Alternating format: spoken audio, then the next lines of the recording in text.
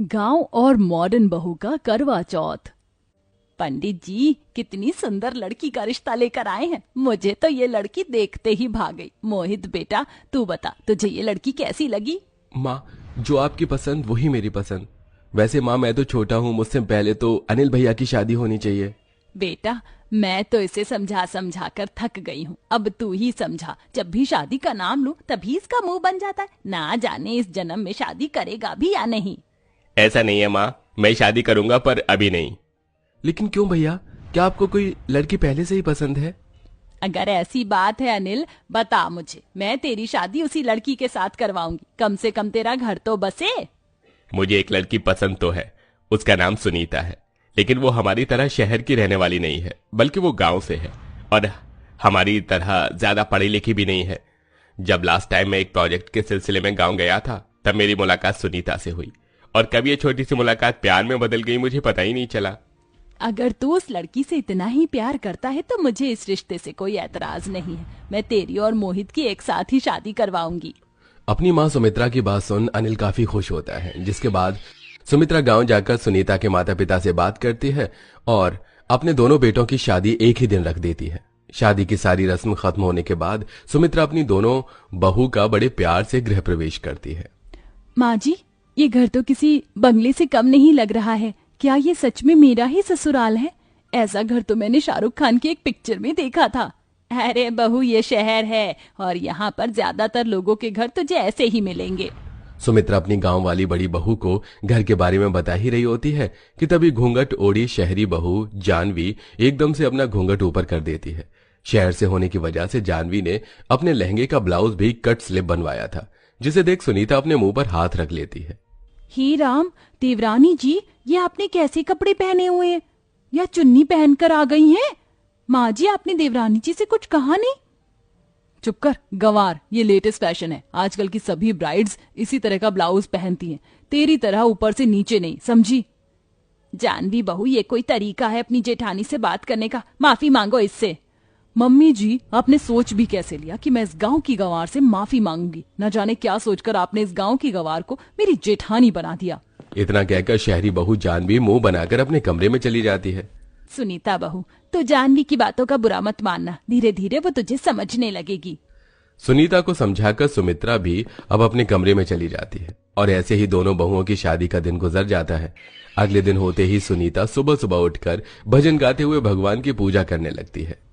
ओम जय जगदीश हरे, स्वामी जय जगदीश हरे, भक्त जनों के संकट, दास जनों के संकट क्षण में दूर करे। ओम जय जगदीश हरे। सुनीता के भजन की आवाज को सुनकर सभी लोग नीचे आरती में आ जाते हैं। वहीं अपने कमरे में सो रही जानवी की भजन से नींद खराब होने लगती है और वो गुस्से में उठकर सीधा नीचे आ जाती है। अरे जानवी, तुम आ गई?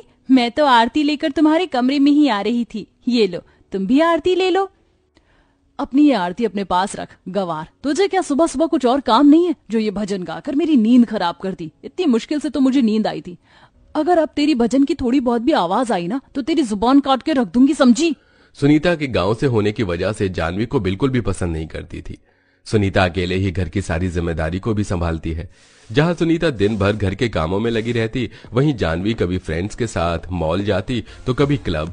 ऐसे ही समय गुजरता है और करवा चौथ को सिर्फ एक दिन रह जाता है। जानवी, सुनीता बहू, शादी के बाद ये तुम्हारा पहला करवा चौथ है। करवा चौथ पर सास बहू को सरगी देती है। इस सरगी के अंदर काजू बादाम किशमिश मिठाइयाँ सब कुछ है। कल सुबह सूरज निकलने से पहले तुम सरगी खा लेना और साथ में ये सुहागन का जोड़ा और श्रृंगार का सामान भी है। कल करवा चौथ पर तुम इन्हीं सामान से तैयार होना। सुनीता अपनी सास सुमित्रा से सरगी का सामान लेकर सुनीता के पैर छूकर आशीर्वाद लेती है, लेकिन वहीं जानवी भी सरगी का सामान देखकर मुंह बना लेती है। माँ जी, ये क्या आपने मुझे बेकार सा सामान दिया है? आपने सोच भी कैसे लिया कि मैं इतनी घटिया क्वालिटी की साड़ी पहनूंगी और ये लाल चूड़ियां और गंदी सी लिपस्टिक लगाऊंगी? मैं करवा चौथ पर क्या पहनूंगी ये मैं डिसाइड करूंगी, ना कि आप। इतना कहकर जानवी मुंह बनाकर चली जाती है। जानवी की बात सुन सुमित्रा को बुरा तो लगता है, लेकिन सुमित्रा उसे कुछ नहीं कहती। सुमित्रा के कहने पर सुनीता जानवी की सरगी ले जाकर उसके कमरे में रख देती है और वहीं दूसरी तरफ जानवी करवा चौथ कपड़ों की शॉपिंग के लिए एक बड़े से मॉल में जाती है। ये हुई ना बात, अब मिला है मुझे करवा चौथ के लिए एक परफेक्ट ड्रेस। जानवी बड़े से मॉल से अपनी करवा चौथ के कपड़े ले लेती है। साथ ही एक बड़े से पार्लर में जाकर manicure, pedicure, waxing, bleach, facial, cleaning, hair spa जैसी चीज करवाती है। कल तो करवा चौथ पर सबसे ज्यादा सुंदर मैं ही लगूंगी। पार्लर का काम खत्म होने के बाद जानवी सीधा घर पर आ जाती है और ऐसे ही रात हो जाती है। सूर्यदेव के निकलने से पहले सुनीता उठकर जल्दी से नहा धो लेती है और भगवान की पूजा पाठ कर सुमित्रा की दी हुई सरगी को भी अच्छे से खा लेती है। मैंने तो सरगी खा ली, लेकिन क्या जानवी ने खाई होगी? एक काम करती हूँ, उसे देख कर आती हूँ। अगर सो रही होगी तो सरगी खाने के लिए उठा भी दूंगी।